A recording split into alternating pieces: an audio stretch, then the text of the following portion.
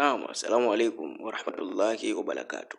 Ndugu zangu, leo nimekuja na faida mpya kabisa. Leo nataka tutengeneze ilizi ya kinga, ambayo ilizi hii itawazuia washirikina, itawazuia majini, itawazuia maadui, itatukinga na kila balaa ambalo linatokana na ushirikina.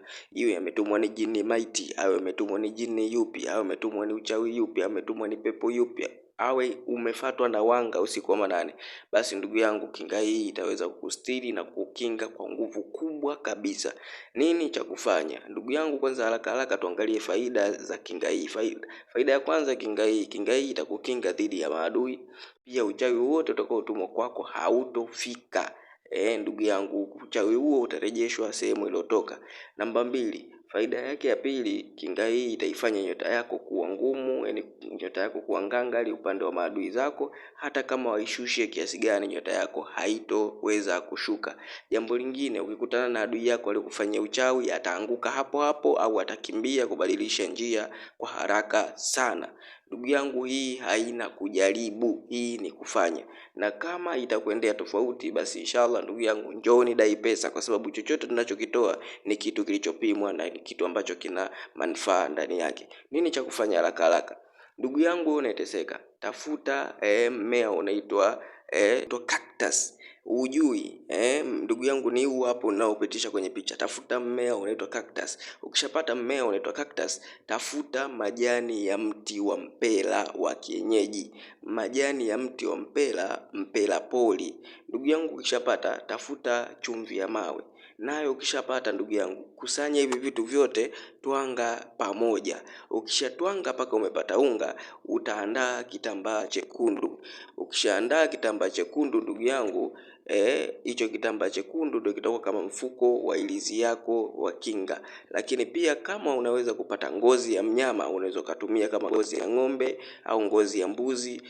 Ukachukua mchanganyiko wako huu, ukautia ndani ya hicho kiilizi chako au hicho kitambaa chako, kisha ukachukua kuku mweupe. Hakikisha ni kuku mweupe. Utachukua kuku mweupe, utamchinja. Baada ya kumchinja kuku huyo ndugu yangu, utachukua matone machache ya damu, labda ni tone moja, mawili, matatu, utadondoshea katika mfuko wako wa kinga hiyo ambao unga wa dawa zako upo.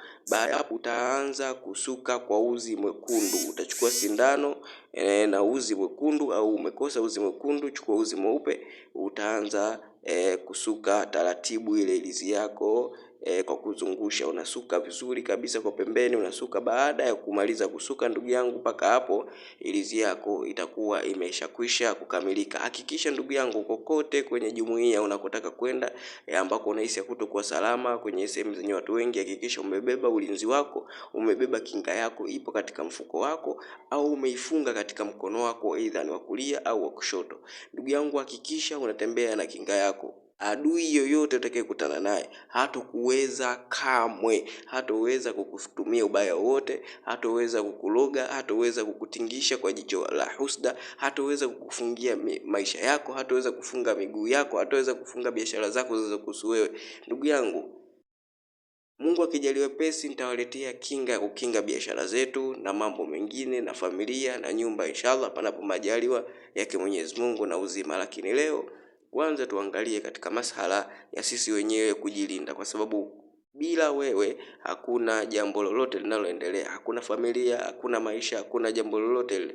Ndugu yangu, nenda kafanye hii, utanishukuru baadaye. Nenda kafanye, utanishukuru baadaye. Itakuwa ni mwisho wewe kuwezekana kwa wachawi, itakuwa ni mwisho wewe kunyolewa, itakuwa ni mwisho kuamka na kuota mandoto yasiyokuwa na mwisho. Fabidhinillah wa hadha, assalamu alaikum wa afwa minkum.